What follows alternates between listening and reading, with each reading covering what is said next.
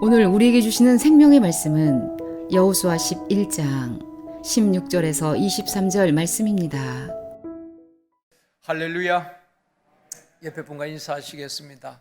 주님의 이름으로 사랑하며 축복합니다.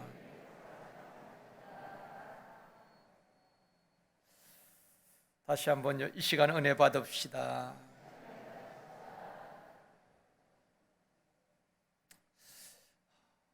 영화나 드라마를 보면은 그 작품의 성격을 두 가지로 나눌 수가 있습니다. 하나는 희극적인 작품이 있고 하나는 비극적인 작품이 있습니다. 그 작품이 희극이냐 비극이냐 하는 것은 마지막에 의해서 결정되어지는 것입니다. 가령 주인공이 마지막 부분에 가서 잘못되어진다든지 죽음으로 끝난다면은 그 작품은 비극적인 작품으로 평가를 합니다. 그런가 하면은 주인공이 많은 어려움을 겪기도 하고 고난도 당하고 오해를 받기도 하지만 마지막에 가서 성공하고 해피엔딩으로 끝난다면은 그 작품은 희극적인 작품으로 평가를 하는 것입니다. 중요한 것은 마지막입니다. 우리 신앙생활도 인생도 과정도 중요하지만 마지막이 참 중요합니다. 성경에 보면은 신앙생활도 잘 하다가 나중에는 시험 들고 낙오하는 사람들도 있습니다. 대표적인 사람이 데마지요. 데마는 바울을 통해서 복음을 듣고 바울과 함께 열심히 복음을 전했던 사람입니다. 바울이 나의 동력자 데마라고 소개할 만큼 데마는 한때에 바울의 충성된 동력자였습니다. 그런데 그 데마가 나중에는 세상을 사랑하여 바울을 버리고 하나님을 떠나 세상으로 갔다, 그렇게 말씀을 하고 있습니다. 장사도 또 사업도 마찬가지입니다. 오픈을 아무리 거창하게 해도 중간에 문을 닫고 도산한다면 실패지요. 건설 현장에서 사용하는 용어가 있는데 오사마리라는 용어가 있습니다. 마무리를 한다는 그런 뜻이거든요. 우리가 신앙생활도 인생도 마무리가 중요한 것입니다. 오사마리를 잘해야 되는 것입니다. 그래서 기도의 성자 오할레스비는 당신의 마지막이 아름답도록 기도하십시오. 우리가 젊은 날도 잘해야 되지만은 마지막에 해피엔딩으로 끝날 수 있도록 당신의 마지막이 아름답도록 기도하십시오. 그렇게 이야기를 했습니다. 사랑하는 성도 여러분, 지금보다도 갈수록 믿음도 좋아지고 영적으로 강건해지고 끝이 좋은 사람이 되어지기를 원합니다. 바울이 고린도 교회 성도들에게 그런 당부를 하지요. 그 사람은 후패하지만 속 사람은 날마다 강건하여진다고 말씀하고 있는 것입니다. 우리의 육은 약해질 수 있지만은 우리의 속 사람은 영적으로는 강건하여지고 또 좋아져야 하는 것입니다. 우리 인생 여정에 수많은 시련이 있지만은 최후 승리자가 되어지기를 원합니다. 여러분, 우리 제일성도교회가 어떤 교회가 되기를 원합니까? 저의 꿈은 우리 제일성도교회가 지금보다도 10년 뒤, 20년 뒤, 30년, 50년 뒤가 더 든든히 세워지고 더 부흥하고 더 세계 선교를 잘 감당하는 교회가 되어지기를 원합니다. 그것이 저희 꿈이고 우리 교회의 또 비전이 아니겠습니까? 오늘 이 시간에는 가나안 정복과 남겨진 족속이라는 제목으로 말씀을 드리려고 합니다. 오늘 11장에서 가나안 정복 전쟁은 마무리가 되어지는 것입니다. 여호수아는 훌륭한 지도자였습니다. 그 이스라엘 백성들을 이끌고 하나님 말씀에 절대 순종하며 요단강을 건넜고 가나안 땅 중부를 정복하고 남부를 정복하게 됩니다. 탁월한 리더였지요. 그런데 오늘 본문에 보면은 마지막에 여호수아가 아쉬움을 남기는 장면을 기록을 하고 있습니다. 첫 번째로 가나안을 정복한 이스라엘입니다. 이스라엘이 가나안 땅을 정복한다는 것은 불가능한 일입니다. 그 가나안 족속들은 전에 정탐꾼들이 보았듯이 성은 견고하고 최첨단 무기로 무장된 가나안 족속들을 진멸시킨다는 것은 불가능한 일입니다. 그러나 여호수아와 이스라엘 백성들이 하나님을 절대 믿고 순종함으로 요단강이 끊어지고 여리고성이 무너지며 가나안을 정복하게 되는 것입니다. 이스라엘 백성들이 군사력이 강해서가 아니라 하나님이 싸워주시고 하나님이 하신 일이지요. 오늘 본문은 가나안 정복 전쟁의 마지막 장면입니다. 가나안 중부가 점령을 당하고 남부 지역이 이스라엘에서 점령을 당했습니다. 그러자 북부 지역에 하솔 왕 야빈을 중심으로 동맹을 하게 되는 것입니다. 북부 지역에 있는 모든 족속들이 동맹을 했는데 그 숫자가 얼마나 많았는지 성경에 보면은 해변의 모래알과 같고 말과 병거의 수가 심히 많았다고 말씀하고 있는 것입니다. 역사가 요세푸스의 기록에 의하면은 그 당시에 군사가 북부 연합군이 30만 명이었고 말이 10,000필 그리고 병거가 2만 대였다고 말하고 있습니다. 이스라엘은 말도 병거도 없었거든요. 그러니까 상대가 되지 않는 것입니다. 어마어마한 군대가 이스라엘과 싸우기 위해서 메론 물가에 진을 치고 있는 것입니다. 그때 하나님께서 여호수아에게 뭐라고 말씀하십니까? 여호수아 11장 6절 말씀입니다. 같이 읽습니다. 여호와께서 여호수아에게 이르시되 그들로 말미암아 두려워하지 말라. 하나님께서 여호수아에게 그들로 말미암아 북부 연합군으로 말미암아 두려워하지 말라는 것입니다. 숫자가 30만 명의 군사가 있고 말과 병거가 3만 있어도 그것을 보고 두려워하지 말라는 것입니다. 사람이 두려움에 사로잡히면은 비전도 이룰 수가 없고 두려움에 사로잡히면 아무 일도 할 수가 없는 것입니다. 자신감이 굉장히 중요한 것입니다. 운동선수도 군인들도 이 자신감을 잃어버리면은 그 전쟁에서 승리할 수가 없고 그 시합에서 이길 수가 없는 것입니다. 그런데 우리가 살다 보면 우리를 두렵게 하는 일들이 얼마나 많이 있습니까? 사업하는 분들도 늘 불안하고 모든 자재값은 오르고 참 불안할 때가 있습니다. 몸에 조그만 이상만 있어도 이것이 큰 병이 아닐까 걱정이 되기도 하는 것입니다. 목이 조금 이상해도 혹시 코로나에 또 감염된 것이 아닌가 염려가 되기도 하는 것입니다. 수많은 우리를 두렵게 하는 일들이 많이 있습니다. 그런데 하나님께서 여호수아에게 말씀하신 같이 우리에게 계속 하시는 말씀이 무엇입니까? 대적들의 숫자와 말과 병거를 보고 두려워하지 말라는 것입니다. 환경과 문제를 보고 두려워하지 말라는 것입니다. 휘몰아치는 폭풍 앞에서도 제자들은 난리를 치지요. 죽겠다고 아우성을 칩니다. 그런데 우리 하나님께서는 두려워하지 말라고 말씀하고 있습니다. 유라굴로 같은 광풍을 만나도 두려워하지 말라고 말씀합니다. 왜 그럴까요? 하나님이 함께 하시기 때문에 그렇습니다. 휘몰아치는 폭풍우 가운데서 주님이 함께 하시니까 파도야 잠잠하라고 말씀하실 때에 그친 풍랑이 잠잠하게 되어지고 유라굴로 광풍도 그쳐지게 되는 것입니다. 그러므로 하나님이 나와 함께 하신다는 임마누엘의 확신이 있을 때에 모든 두려움을 이기고 정복할 수가 있는 것입니다. 밀려오는 모든 불안과 두려움을 이길 수 있는 담대한 믿음을 우리 하나님께서 이 시간 저와 여러분에게 주시기를 주님의 이름으로 축원합니다. 지난 주간에 저희 딸들이 모처럼 와서 영화를 한 편 보자고 티켓을 끊었어요. 그래서 오랜만에 영화관에서 한산이라는 영화를 보았습니다. 아마 보신 분들도 있을 것입니다. 대사 가운데 참 제 마음에 와닿는 대사가 있었습니다. 두려움은 전염병이다 하는 대사였어요. 어떤 병에서 그런 말을 했는가 하면은 이순신 장군의 거북선에 의해서 대패를 한 일본 장수와 몇몇 병사들이 도망을 갔습니다.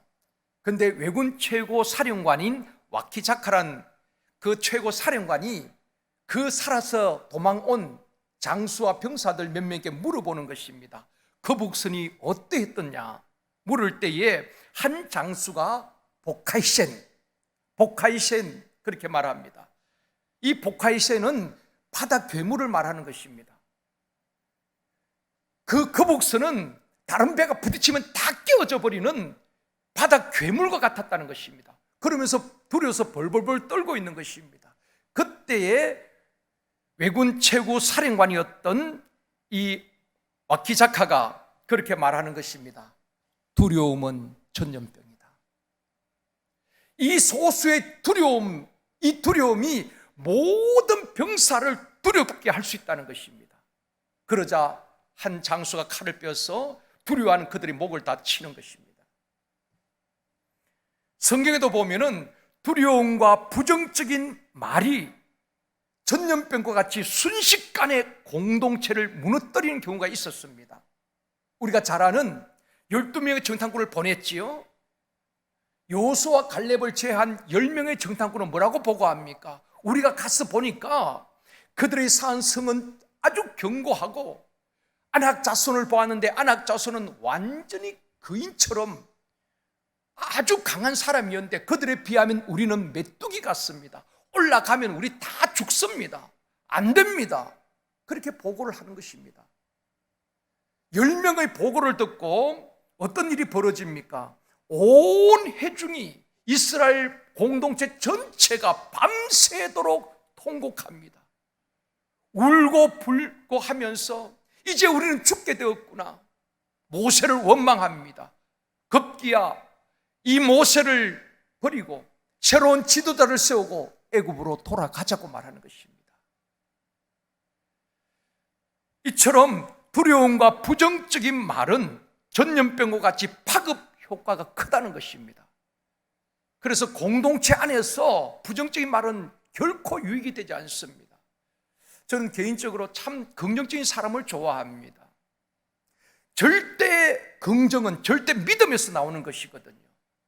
하나님에 대한 절대 믿음 있는 사람은 어떤 상황에서도 부정적인 말 하지 않습니다. 하나님이 함께 하시면은 인간은 불가능하지요. 가나안 땅을 정복한다는 것은. 그러나 하나님이 함께 하시니까 능히 정복하는 것입니다. 우리는 연약하고 부족하지만은 하나님이 함께 하시면 할 수 있습니다. 그게 믿음 아니겠습니까? 성경에 보면 하나님께서 부정적인 사람을 쓰신 적이 없습니다. 불순종의 사람을 쓰신 적이 없습니다. 오히려 버림을 당했지요. 그러나 어떤 상황에서도 믿음으로 반응하는 사람을 하나님께서 지혜를 주시고 능력을 주시고 사람을 붙여서 서셨다는 것입니다. 저와 여러분 절대 믿음에서 절대 긍정적인 사람이 되어지기를 원합니다. 하나님은 여호수아와 이스라엘 백성들에게 계속해서 두려워하지 말라고 말씀하시면서 그들을 내 손에 넘겨주었으니 내일 이맘때에 다 진멸하고 너희들이 승리할 것이다. 승리에 대한 확신을 심어주는 것입니다. 교회 리더들, 특히 목회자, 장로님들, 또 지역 회장님, 목자장님, 샘터장님, 우리 교사님들에게 가장 필요한 것이 무엇이겠습니까? 열심히 일하고 봉사하는 것도 중요하지만은 여러분들이 먼저 확신이 있어야 되는 것입니다. 내가 확신이 없는데 어떻게 아이들에게 복음을 바로 가르칠 수 있겠습니까? 그래서 영적 성장 과정에서 양육반에 들어오면 제일 먼저 가르치는 것이 5가지 확신입니다.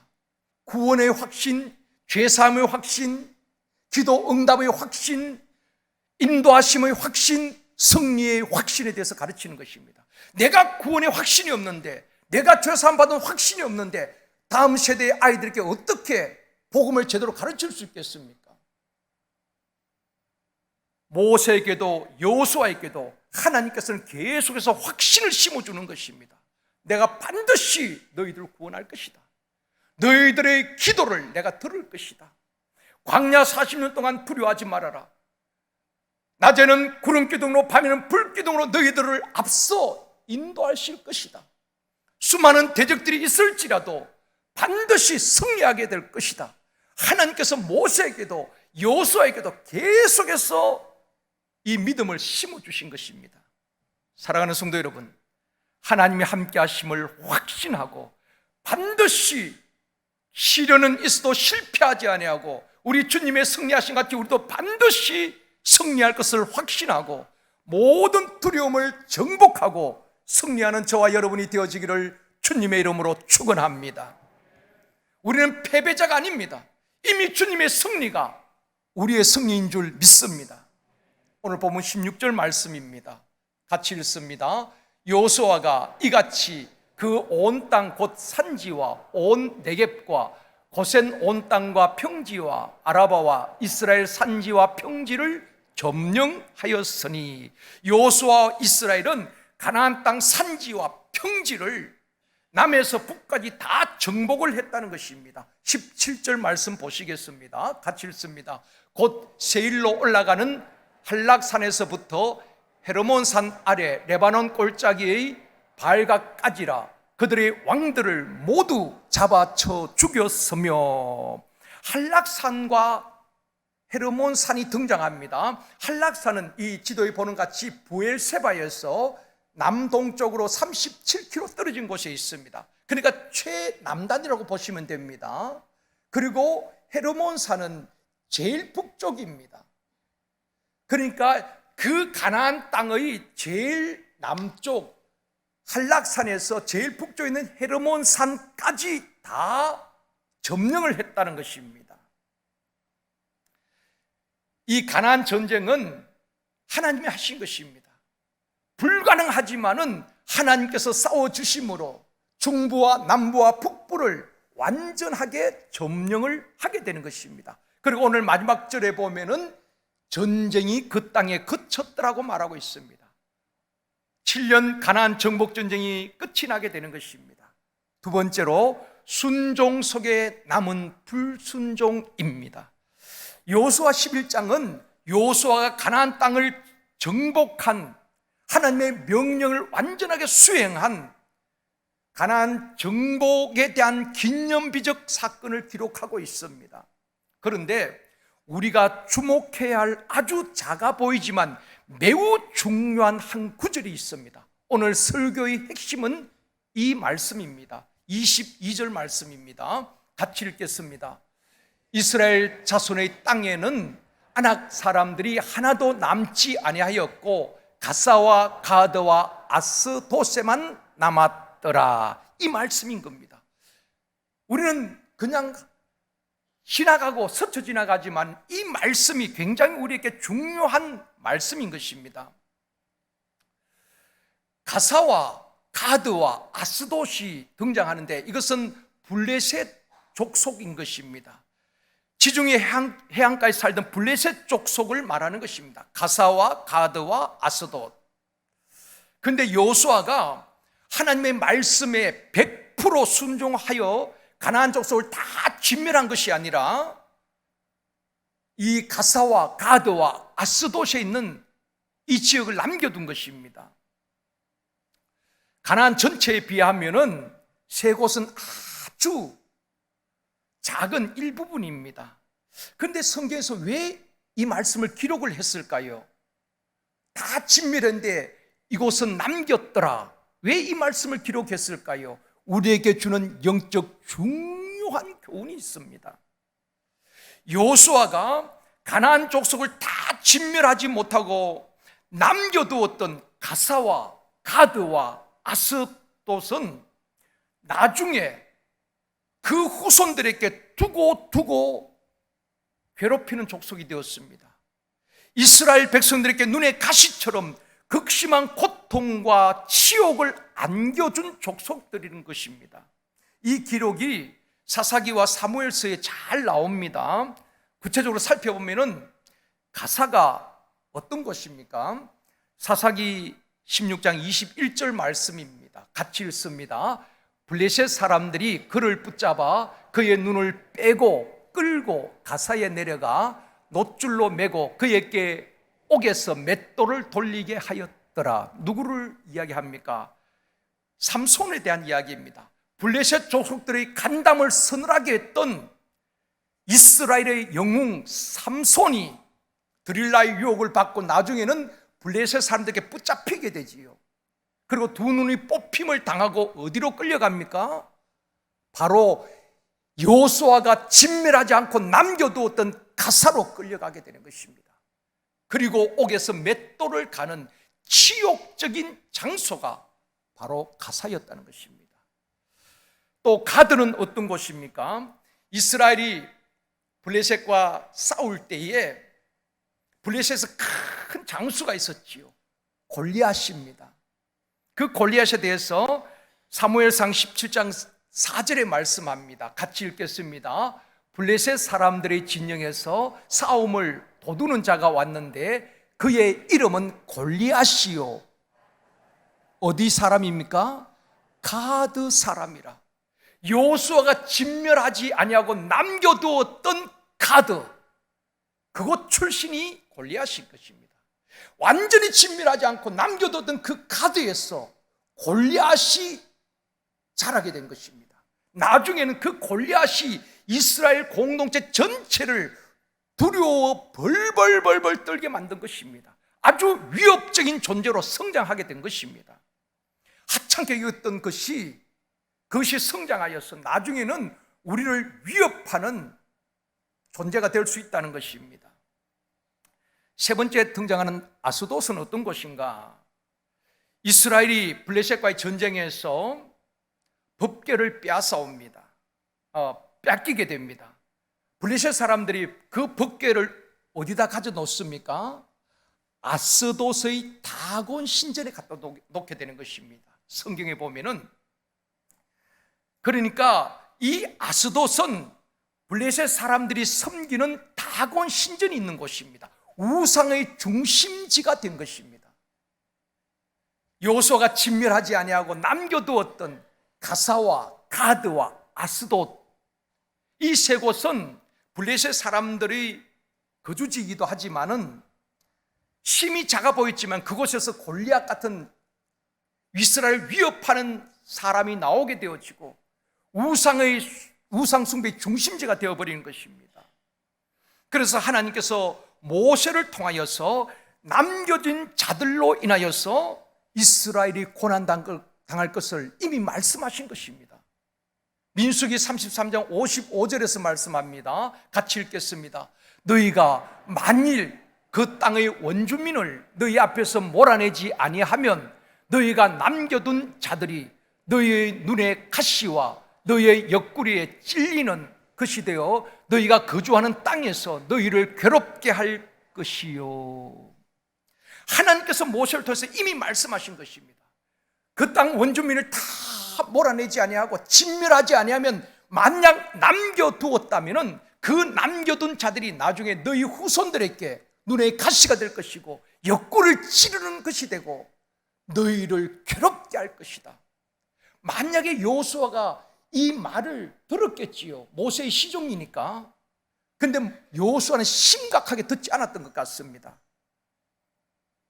그러다 보니까 여호수아의 작은 불순종으로 말미암아 후일에 그 남겨둔 족속들로 인하여서 그 후손들이 엄청난 괴롭힘을 당하고 대가를 지불하게 되는 것입니다.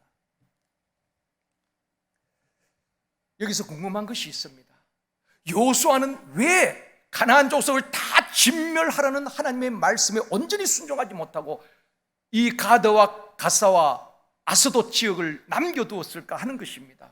이 부분에 대해서 성경은 정확하게 이유를 말씀하고 있지 않습니다. 많은 신학자들이 여러 가지 해석을 합니다. 몇 가지 말씀을 드리면은, 첫 번째는 블레셋 족속들, 특히 가사와 가드와 이 아스돗 지역의 사람들이 결사적으로 항전했기 때문에, 저항했기 때문에 그들을 정복할 수 없었을 것이다, 그렇게 해석을 하기도 하고, 두 번째는 7년 동안 가나안 정복 전쟁을 해왔잖아요. 그러다 보니까 여호수아도 이스라엘 백성들도 이제 지친 것입니다. 빨리 전쟁을 끝내고 싶은 것입니다. 또 지금까지 중부와 남부와 북부 아주 요충지, 전략적으로 중요한 곳은 다 점령을 했거든요. 이제 아스돗, 가사, 가드는 뭐 남겨둬도 별 문제가 될 것 같지 않다, 이렇게 판단했을 수도 있다는 것입니다. 그래서 남겨두었을 것이다 라고 해석을 하기도 합니다. 또 한 해석은 이런 해석이 있습니다. 이스라엘 백성들이 가나안 땅에 정착을 하고 농사를 지으려면은 가나안 원주민의 도움이 필요했다는 것입니다. 그렇죠. 이스라엘 백성들이 40년 광야길에서 한 번도 농사를 지은 적이 없습니다. 하나님 주신 일용할 양식 만나를 먹었잖아요. 어떻게 농사를 짓는지, 어떻게 언제 씨를 뿌리는지, 언제 추수하는지 모르는 것입니다. 도시에서 자란 아이들을 보면은 포도가 어떻게 맺혀지는지, 수박이 위에 달리는 것인지 땅에서 맺는 것인지 몰라요. 벼가 어떻게 자라는지 모릅니다. 광야 40년 동안 한 번도 농사를 지어보지 않으니까 이스라엘 백성들은 농사 짓는 법을 모르는 것입니다. 그래서 가나안 원주민을 통하여서 농사 짓는 법도 배워야 되고 농기구 만드는 법도 배워야 되는 것입니다. 그래서 자기들이 필요에 의해서 남겨두었을 것이라고 해석하는 경우도 있습니다. 어쨌든 정확한 해석은 성경에서 말하고 있지 않습니다. 문제는 남겨진 블레셋 사람들이 나중에는 눈의 가시처럼 이스라엘 자손들을 괴롭히는 존재가 되었다는 것입니다. 나중에는 골리앗 같은 장수가 얼마나 위협적으로 이스라엘을 두렵게 합니까? 더 큰 문제는 남겨진 블레셋 사람들이 섬기던 바알과 이방 신들을, 우상들을 이스라엘 백성들이 조금씩 받아들이면서 나중에는 이스라엘의 영적 타락의 원인이 되는 것입니다. 그래서 하나님께서 그 가나안 족속들을 다 진멸하고 몰아내라는 것입니다. 남겨두면 너희들의 눈에 가시가 될 것이다. 그런데 여호수아는 그것을 가볍게 여겼던 것 같습니다. 결국 하나님의 말씀대로 그 후손들이 엄청나게 괴롭힘을 당하게 되는 것입니다.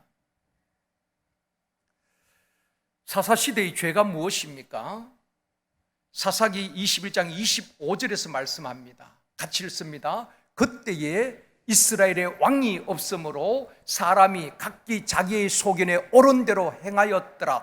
자, 가나안 정복을 하고 난 다음에 사사시대가 열려지는 것입니다. 정복한 이후에 사사시대에 이스라엘의 왕이 없었으므로 사람이 각기 자기의 소견에 옳은 대로 행하였다. 하나님께서 그 이스라엘 백성들이 하나님을 왕으로 섬기고 하나님의 말씀에 순종하는 그런 삶을 살아야 하는데 하나님을 왕으로 모시지 아니하고 그러니까 자기의 소견에 옳은 대로 행하였다는 것입니다. 신본주의와 인본주의 차이가 무엇이겠습니까? 신본주의는 하나님을 왕으로 모시고 왕 대신 하나님의 말씀에 절대 순종하고 모든 영광을 하나님께 올려드리는 것입니다. 그런 사람을 신본주의자라고 말합니다. 인본주의는 뭘까요? 인본주의는 말로는 하나님을 사랑합니다, 하나님을 섬깁니다 하지만 그 삶 속에 자기 생각에 옳다고 판단되어지는 대로 말하고 행동하는 사람을 인본주의자라고 말하는 것입니다. 성도들은 순종의 삶을 살아야 하는 것입니다. 순종 훈련을 해야 하는 것입니다. 성경의 모든 기적과 역사는 순종하는 자를 통해서 일어난 것입니다. 실로암 못에 가서 씻으라. 순종할 때 눈이 떠여진 것입니다. 제사장에 가서 내 몸을 보여라. 가다가 그 몸이 깨끗하게 된 것입니다. 순종할 때 하나님의 기적이, 치유의 역사가 일어나는 것입니다. 불순종한 사람이 하나님의 기적을 본 사람 없습니다. 그런데 하나님이 없으면은 사람은 자기 생각에 옳은 대로 자기 소견대로 살아갈 수밖에 없는 것입니다. 사무엘상 15장 22절에서 말씀합니다. 이번 주 암송 말씀입니다. 같이 읽습니다. 사무엘이 이르되 순종이 제사보다 낫고 듣는 것이 순양의 기름보다 나으니 제사 드리는 것보다도 하나님 앞에 제물을 드리는 것보다도 더 중요한 것은 순종이라는 것입니다. 우리에게 적용하면은 예배를 드리는 것도 중요하고 봉사하는 것도 중요하고 다 중요하지만은 순종이 되지 않는 사람은 좋은 일꾼이 될 수가 없습니다. 만약에 여러분들이 직원을 채용한다면 어떤 직원을 채용하시겠습니까? 아주 똑똑하고 영리하고 그런데 사장의 말을 잘 듣지 않습니다. 자기가 옳다고 생각한 대로 일을 처리하는 사람이 있습니다. 그런가 하면은 조금 능력면에서는 부족할 수 있습니다. 그런데 사장이나 팀장이 시키면 그대로 순종하고 일을 해나가는 것입니다. 여러분 어떤 사람을 선택하겠습니까? 아마 거의 후자일걸요. 아무리 유능하고 똑똑해도 자기 소견대로 자기 생각대로 일을 처리하는 사람은 좋은 직원이 될 수가 없는 것입니다.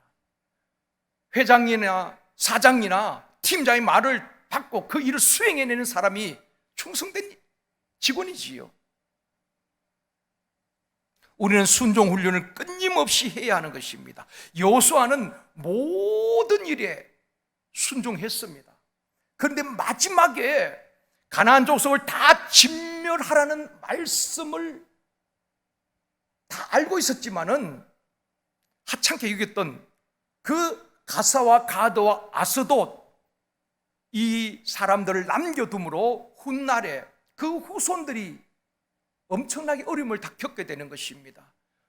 눈의 가시처럼 이스라엘을 괴롭히고 그 후손들은 사사기에 보면은 하나님을 알지 못하고 다른 세대가 되었다라고 말하고 있는 것입니다. 신앙을 계승하지 못하고 그들을 용납하니까 그들이 섬기는 우상을 쫓아 섬기게 되어지니까 그 이스라엘 자손들이 나중에는 하나님을 알지 못하고 다른 세대가 되어버린 것입니다. 그러니까 하나님이 또 징계를 받게 되지요. 사랑하는 성도 여러분, 그 여호수아의 작은 불순종이 그 후손들에게 엄청난 어려움을 가져다 준 것입니다. 내 생각, 내 소견대로 또 옳다고 판단하는 대로 말하고 행동하는 것은 조심해야 하는 것입니다.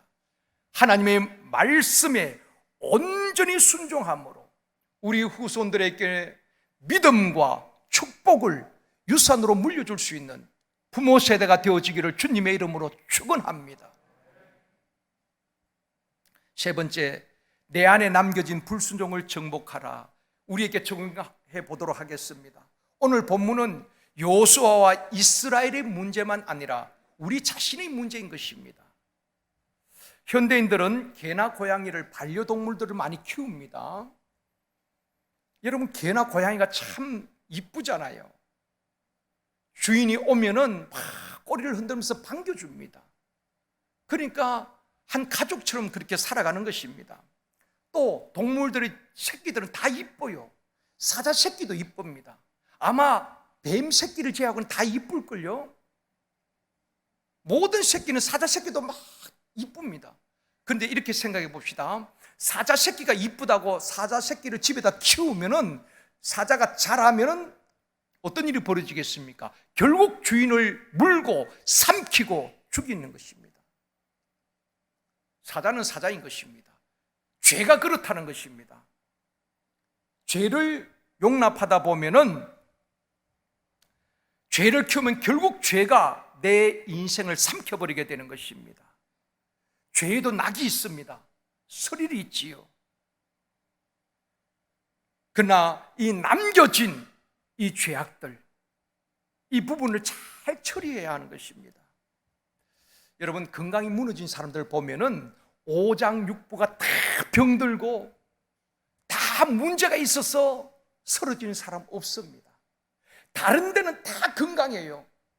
수치도 다 좋습니다. 그런데 어느 한 부분에 암세포가 생기고 종양이 생겨서 그것이 자라고 다른 곳에 전이가 되고 결국 그 몸을 망가뜨리는 것입니다. 온몸이 다 병들어서 무너진 거 아니에요.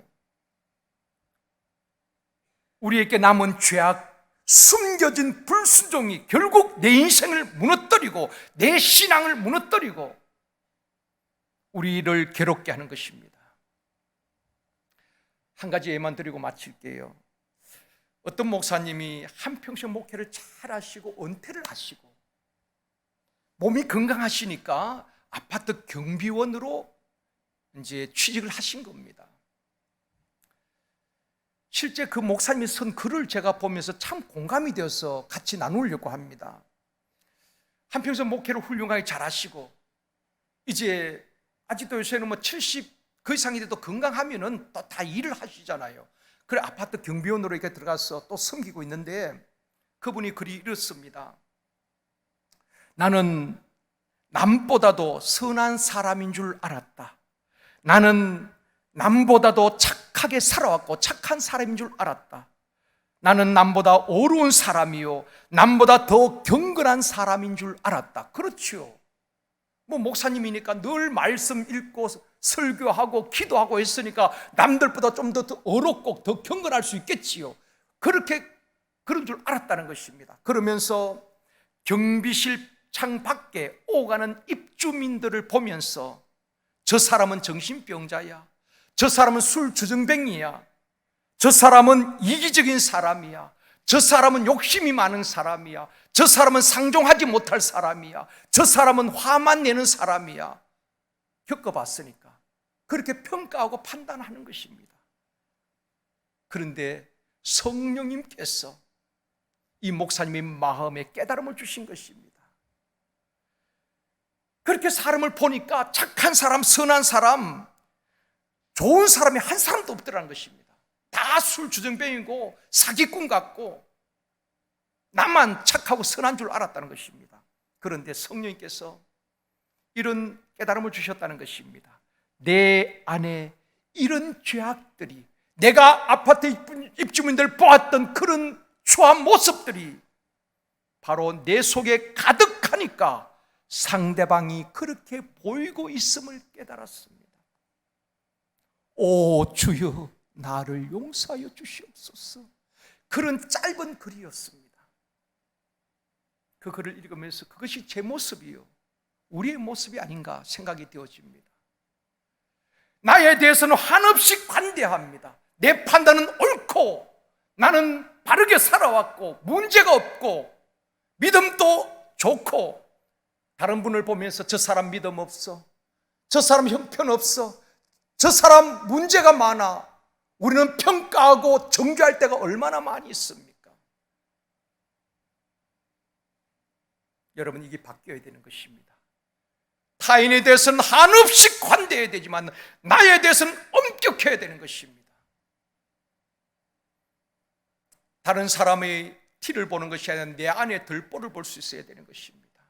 남을 평가하고 정죄하는 것이 아니라 내 안에 숨겨진 죄악들, 내 안에 숨겨진 불순종, 나는 괜찮은 사람이 아니라 내 안에 숨겨진 죄악들이 없는가?